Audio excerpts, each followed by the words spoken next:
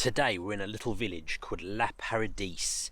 It's a little bit south of Dunkirk, and this is the site of a very sad story and one of the less fortunate events around Dunkirk, which is largely considered to be a success, but not for everybody.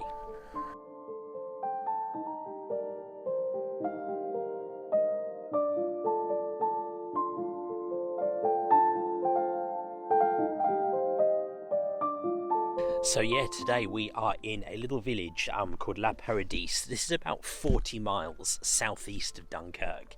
Now, we've been looking in the last couple of videos about the success, the evacuation of Dunkirk. And in order for that evacuation to have the success that it did, there had to be a defensive line set up to stop the German advance.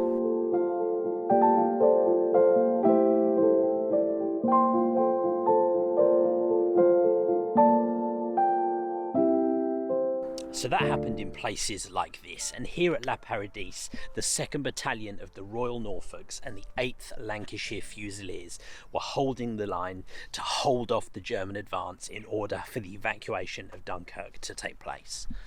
So the battalions here had been ordered to hold out as long as possible, and they knew that might mean that they got left behind, and that was the case in a few places. There had to be this defensive line set up. So after being involved in an engagement at Le Cornet Mallow, Company C of the 2nd Royal Norfolks had to retreat back to their headquarters in a farmhouse just outside the village of Paradis, and that's where we are right now. So this farmhouse behind me is the headquarters, or was used as the headquarters, for C Company of the 2nd Royal Norfolks. And as the Germans advanced, more specifically the German SS Totenkopf advanced on this area, C Company of the 2nd Royal Norfolks held out in this farmhouse right here.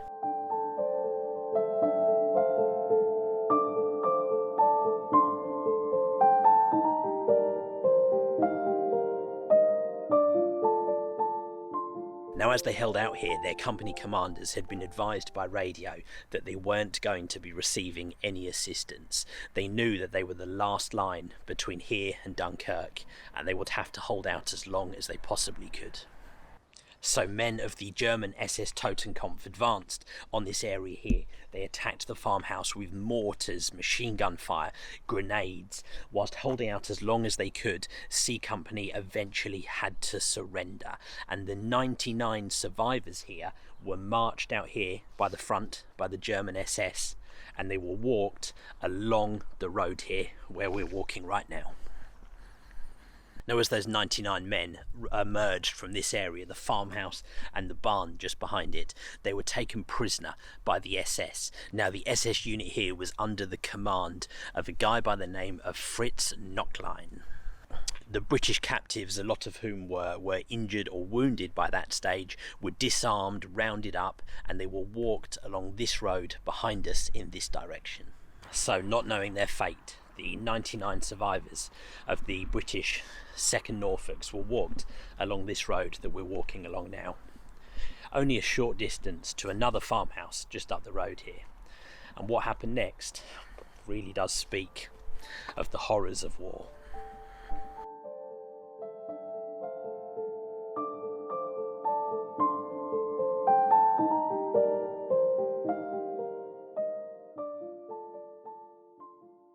So the 99 men were brought here to this field behind me, where the SS had set up 2 machine guns.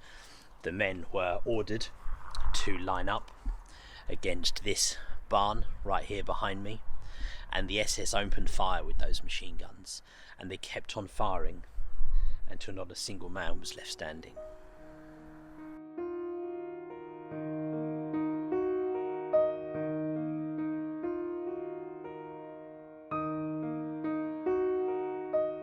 After they stopped firing the machine guns, the SS soldiers then went around the British troops, finishing off those who hadn't been completely killed with a pistol shot to the head.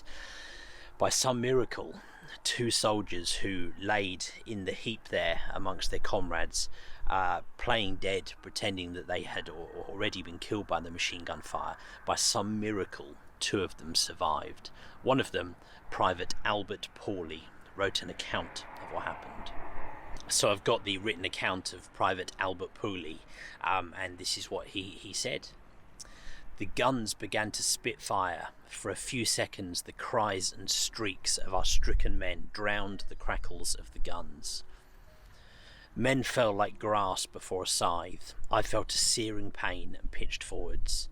My scream of pain mingled with the cries of my mates, and even before I fell into the heap of dying men, the thought stabbed my brain. If I ever get out of here, the swine that did this will pay for it. Despite the Germans' best efforts, by some miracle, another private named William O'Callaghan survived, and he dragged Albert Pooley from the heap here, and they both took off running across this field here behind me. For a brief while they managed to escape, but they were later captured by another unit in the German army, and they obviously were wounded. The Germans who found them that time took pity on them and transferred them to a military hospital.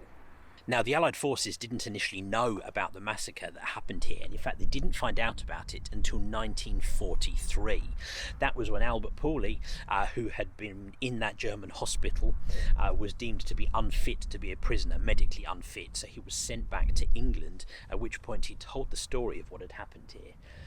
Now, but believe it or not, initially it wasn't believed that it was true.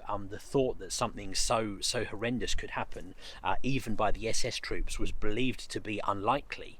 It wasn't until William O'Callaghan also returned to England later after the war, where he corroborated Albert Pooley's story, that it was actually confirmed to be true. After the war in 1947, Fritz Nocklein's company was identified as being the perpetrators who committed the horrendous massacre that took place right here. He was charged with war crimes, and despite pleading not guilty, he was found guilty in August 1948, at which point he was sentenced to death. He carried on pleading his innocence, but on the 28th of January 1949, that death sentence was carried out by hanging.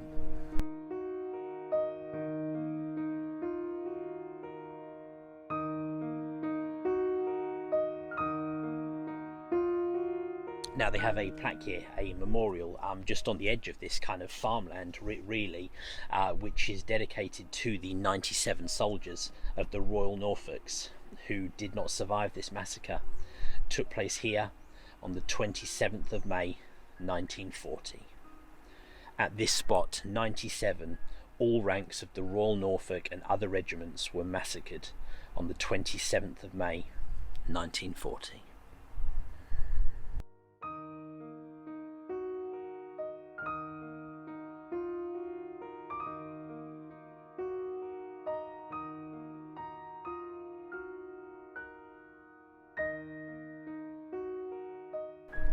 So a really sad story to tell here from La Paradis today, but it's important that we tell these stories because sometimes these often lesser known stories go unheard if they're not told, right? So that's why I wanted to make this video. It was thanks to people like the men here of the 2nd Royal Norfolks who so bravely held this line and defended it literally with their lives that enabled the successful evacuation of Dunkirk and saved the lives of another 338,000 men who were successfully evacuated at Dunkirk.